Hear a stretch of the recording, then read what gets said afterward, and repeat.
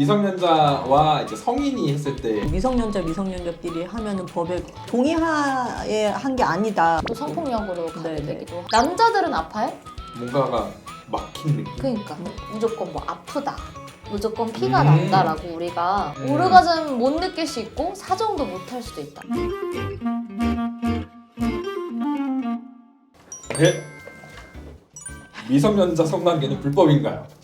미성년자와 이제 성인이 했을 때 이 는 규제를 다르죠. 하는 거죠. 왜냐하면 미성년자가 아직 정신적으로도 그렇고 이 결정론이 내렸을 때 좀 취약한 게 많으니까 성인에 대해서 좀 보호를 하기 위해서 법률을 정해놓은 거라서 미성년자끼리 하면은 법에 그것도 불법이다. 불법인 경우도 그런 있죠. 경우는 또 그렇죠. 뭐 연령을 떠나서 만약에 동의하에 한 게 아니다라고 하면 또 법에 걸릴 수 또 있고. 성폭력으로 가게 네네. 되기도 하고. 그러니까 미성년자 성관계 자체가 무조건 불법이다 이렇게 놓고 볼 수는 없지만 그럼에도 불구하고 어쨌든 했었다가 삶의 난이도가 높아지는 상황들을 우리 너무 많이 만나니까 그래서 뭔가 내 삶을 책임질 수 있을 때 하는 걸 더 권장할 수밖에 없는 입장이긴 그쵸. 하죠. 성관계는 아픈가요? 남자들은 아파요? 아플 네, 때 아프죠. 있어요. 아플 수 있죠. 네, 아프죠. 상대가 준비되지 않았을 때? 뭔가가 막힌 느낌? 그러니까. 그러니까 이게 약간 그런 것도 있는 것 같아요. 첫 경험은 무조건 뭐 아프다.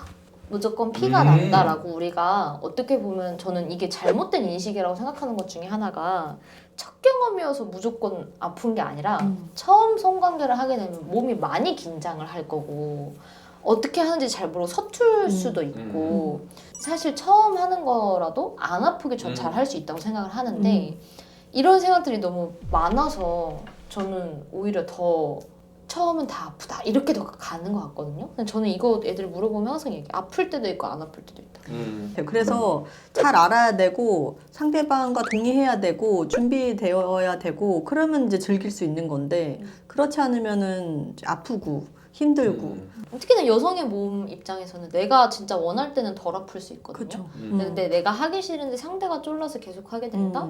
그러면 아플 가능성이 높죠. 그렇죠. 첫 성관계를 준비하려면 뭘 알아야 하나요? 오르가즘에 집착하지 말 것. 오르가즘 못 느낄 수 있고 사정도 못 할 수도 있다. 특히 음란물 속에 나오는 그 여성 사정이나 남성이 막 사정했을 때 막 이렇게 나오는 게 아니라는 거. 그리고 특히나 처음에는 그거 다 사정도 못 할 수도 있고 여성도 완전히 만족하지 못할 수 있다는 점. 이건 저는 이 부담부터 내려놔야 첫 성관계 하는데 조금 더 도움이 될 거라고 생각합니다. 엄청 좋은 꿀팁이네요. 진짜 이거에 대한 고정관념이랑 선입견이 네, 엄청 맞아요. 많잖아요. 환상도 많고. 처음이다 보면 긴장이 될 수밖에 없고 남자친구들도 사실은 발기가 안 되는 일이 생길 수가 있거든요. 근데 그럴 때 이제 만약에 우리가 서로 막 실망을 하거나 그러면은 안 좋은 방향으로 갈 수가 있다 보니까 처음이라서 어색하고 실패할 수 있다. 충분히 그럴 수 있다라고 생각을 하시고 편안하게 관계를 가지시면 좋을 것 같아요. 성관계를 할 때 임신을 원하지 않는다면 피임을 준비해야 된다. 그러니까 뭐 사실 너무 중요하죠. 콘돔 준비를 하거나 뭐 피임약을 먹거나 둘이 같이 이제 하거나 임신을 떠나서 이제 성병을 예방할 수도 있으니까 이제 콘돔은 꼭 필수적으로 준비를 해야 된다.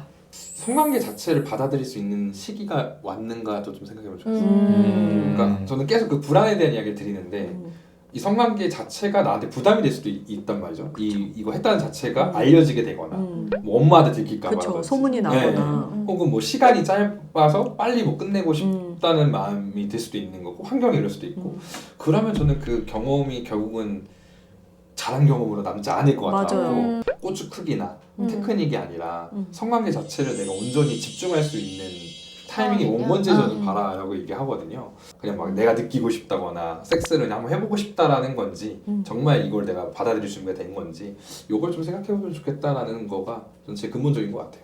네. 상대가 자꾸 성관계를 요구해요. 이렇게 질문한다는 거는 원치 않는 거겠죠? 그쵸. 뭔가 계속 요구를 하고 그런 게 이제 거절하기 힘든 경우도 있고. 어쨌든 상대가 원하지 않는데 계속 요구하는 행위 자체는 꼭 성관계를 떠나서 어떤 행위든 다 하면 안 되는 행위니까. 그렇죠. 근데 이럴 경우에 그러면은 어떻게 거절을 할 것 같아요? 거절할 때는 약간 얼굴을 웃으면서 하면 안 되는 건 확실한 것 같아요. 상대가 음. 오해할 만한 요소가 전혀 없게 해야 되는 것 같아요. 상대방한테 얘기하고 싶은 거는 지금 이 순간에 거절하는 거지. 너를 거절하는 게 아니니까 제발 좀 알아들었으면 좋겠다. 상대방이 싫다 했을 때는 그냥 좀 물러나라. 그쵸. 물러나라. 그러니까 이분이 이제 걱정인 건 거절해도 되나 혹은 자꾸 하니까 부담스러운 거잖아요. 우리는 네, 당신의 편입니다. 억지로 맞춰서 해서 좋지도 않고 맞아. 그게 그치, 본인한테 그치. 가장 안 좋을 거예요. 억지로 하면은 아마 아까 말한 것처럼 뭐 아플 수도 있고 괜히 했다 싶을 수도 있고 그러면 앞으로 더 안 하게 되고 하기 때문에 마음의 준비가 되기 전까지는 저는 좀 더 같이 기다려보는 게 맞다 생각하고 조금 뭐 그나마 상대방이 이해를 할 수 있으려면 구체적으로 왜 내가 거절을 하는지도 설명을 해주면 조금 더 납득이 되지 않을까. 그래서 그렇게까지 얘기를 했는데도 못 알아들으면 헤어져야지. 그쵸, 좀 문제가 있는. 그건 이제 그것도 강압으로 가는 거니까 그 이후부터는 기다려. 그렇죠. 기다려. 좋습니다. 오늘 저희가 이렇게 성관계 관련해서 여러 가지 질문을 한번 답변을 드려봤습니다. 좀 도움이 되셨기를 바라면서 그럼 저희는 오늘 이렇게 마무리하고 다음에 만나요, 여러분들. 안녕.